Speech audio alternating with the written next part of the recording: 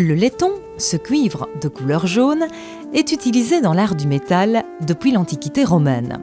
Sa production culmine aux environs du Haut Moyen-Âge, lorsque les villes de Dinan et de Bouvignes en font une de leurs activités économiques principales.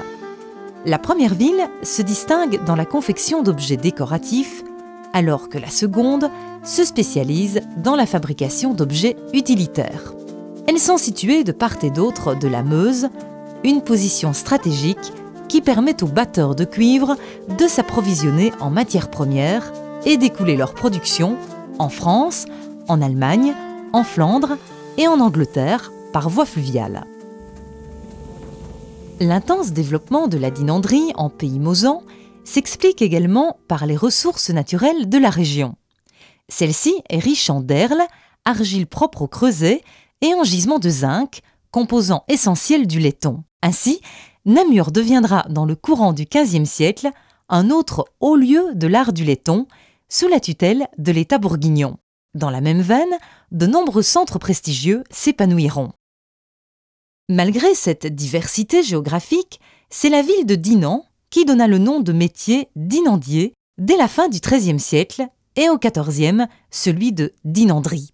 Cette cité a su conserver au fil des siècles sa spécialité artistique et le commerce dinantais, porté par des familles telles les Beauchaux ou les Salmiers, a su lui conférer un rayonnement international. Le laiton est un alliage de cuivre, de zinc, de calamine et d'une faible quantité d'étain et de plomb, ce qui lui confère la couleur de l'or. Détail d'importance, vu que la fortune d'autrui était évaluée selon le nombre de pièces au reflet d'or exposées dans son dressoir. Une autre qualité de ce métal est sa malléabilité.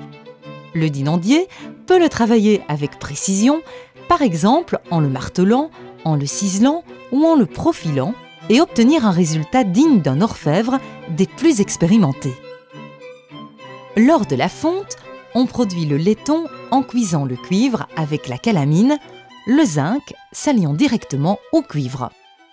Alors à l'époque qui nous concerne, on ne connaissait pas le zinc, parce que le zinc s'évapore très vite, et quand il s'évapore, il s'oxyde au contact de l'air et devient une poudre blanche.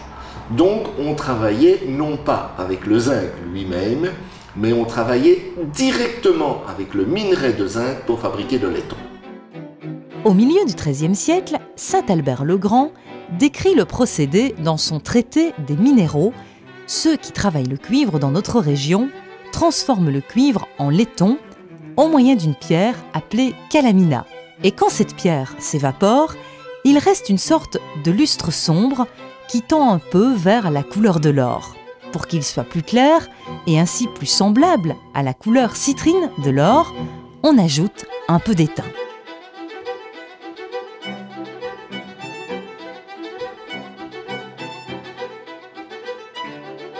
À partir du XVIIe siècle, la technique du repoussé prend le pas sur celle de la fonte.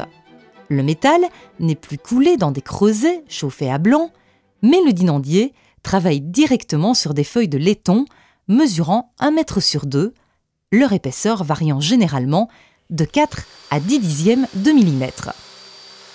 La première étape est celle du battage. Après avoir défini les dimensions et la forme de sa feuille de métal, le dinandier la bat au marteau selon 3 opérations. L'emboutissage, la rétreinte permet de conserver une épaisseur de métal constante en déformant la feuille de métal de l'intérieur vers l'extérieur.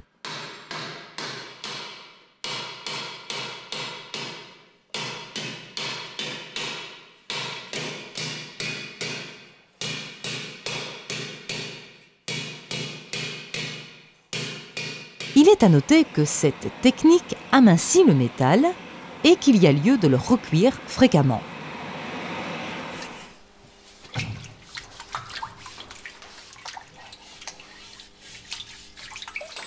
Le planage atténue au moyen d'un marteau planeur les empreintes et les inégalités laissées sur le métal. Le batteur livre ensuite son œuvre au ciseleur pour que celui-ci la peaufine en repoussant divers motifs à l'aide de ciselets et de marteaux à manches souples. La plaque de métal est appliquée sur un coussin de plomb. Le relief voulu est quant à lui façonné par des coups de boutroloir.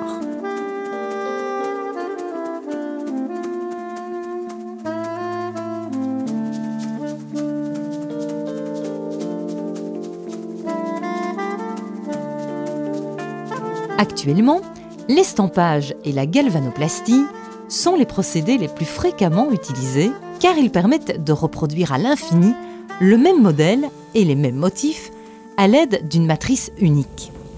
Destinés aux touristes, les objets qui résultent de ces deux techniques atteignent difficilement la qualité de ceux issus de la dinanderie d'art. Chez le métallurgiste ancien, non seulement il ne travaille pas sur les produits purs, mais il n'a pas de notion de physique, de chimie. Il ne calcule pas. Il fait comme un bon barman qui fait un bon cocktail. Il dose, il évalue, et pour la coulée, il se règle sur la couleur du métal, sur le comportement du bain, et il dit maintenant on coule. Autrement dit, on ne peut qu'avoir une énorme admiration pour des gens qui, avec un pur savoir-faire empirique, ont produit des chefs-d'œuvre comme les fonts baptismaux de Saint-Barthélemy. Les fonts baptismaux de l'église Saint-Barthélemy à Liège sont une pièce majeure de l'art mosan du XIIe siècle.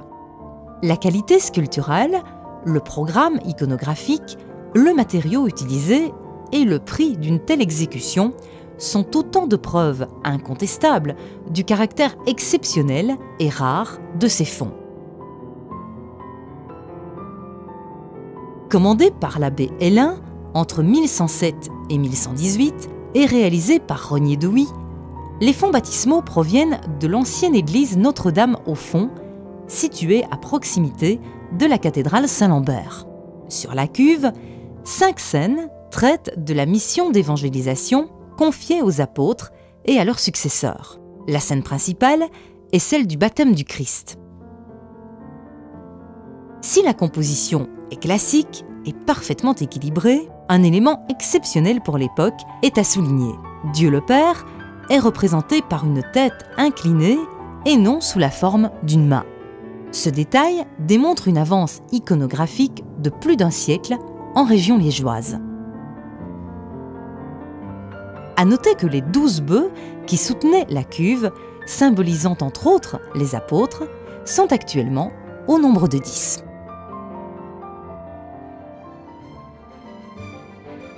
Les œuvres de dinanderie recouvrent des domaines très divers.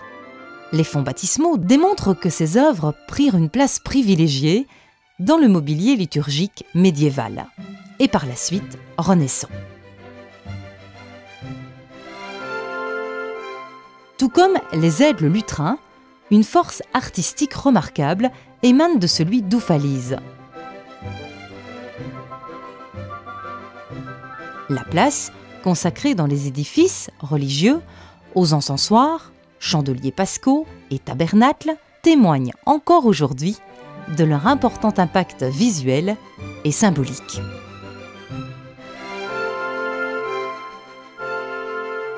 À Bouvigne, l'église Saint-Lambert renferme d'autres exemples de la diversité de l'art du laiton.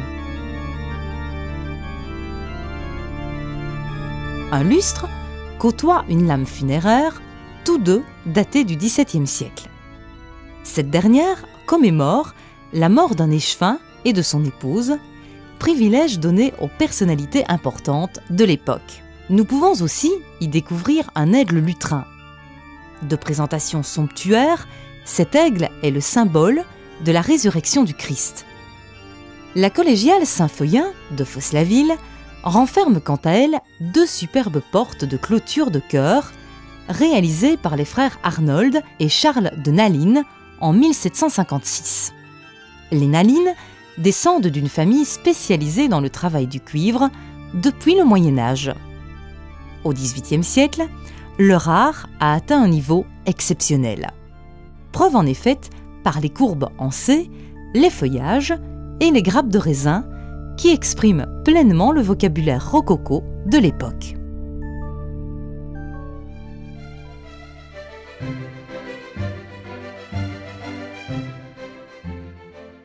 Parallèlement au sacré, les pièces en laiton revêtiront les fonctions d'objets utilitaires et décoratifs. Elles sont prioritairement conçues pour la bourgeoisie et les commerçants. Pendulettes, flambeaux, bassinoires, réchauds, casseroles, lanternes prennent une place importante dans les luxueuses habitations citadines.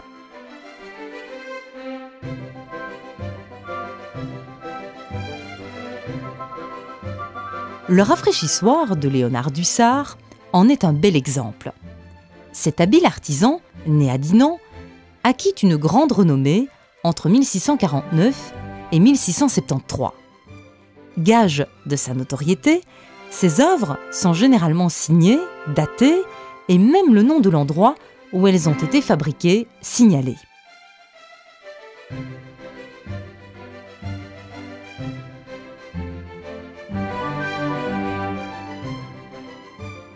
À l'époque des Lumières, cette industrie d'art s'essouffle peu à peu, suite à la concurrence et au protectionnisme des régions voisines. De plus, les commanditaires habituels se font rares lorsque s'étendent les troubles révolutionnaires. Quand arrive la fin du XIXe siècle, le savoir attaché aux traditions de la corporation, des batteurs de cuivre, s'est pratiquement perdu. Par la suite, si des férus de dinanderie ont essayé de redynamiser le secteur, ils ne sont pas parvenus à rentabiliser leur production, entraînant la fermeture de leurs ateliers. Aujourd'hui, quelques artistes chevronnés sont l'auteur de véritables œuvres d'art. Dans les environs de Dinan, Guy Clabotz, Marcel Nullens, Jacques Dagueler, Éric Seytoff, Alice Pierson, entre autres, exercent leur talent, permettant à la cité mosane de conserver en son sein un savoir-faire séculaire. Sur le plan international, il est interpellant de souligner que Félix Roulin débuta comme batteur de cuivre. Si actuellement, il se consacre principalement à la sculpture à la cire perdue en bronze, les portes monumentales qu'il érigea pour la présidence du gouvernement wallon, à Namur, donnent une preuve, belle et forte, de sa longue expérience dans l'art du métal.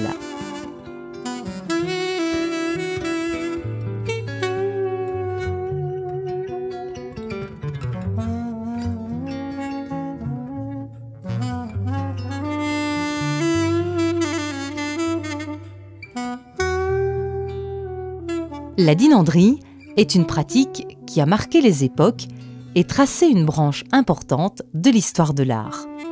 Quotidiennement, stylos, poignées de porte, sockets de lampes, boutons, bijoux ou cartouches de fusil sont autant d'exemples qui nous rappellent, par leur matière identique, le prestigieux passé du laiton.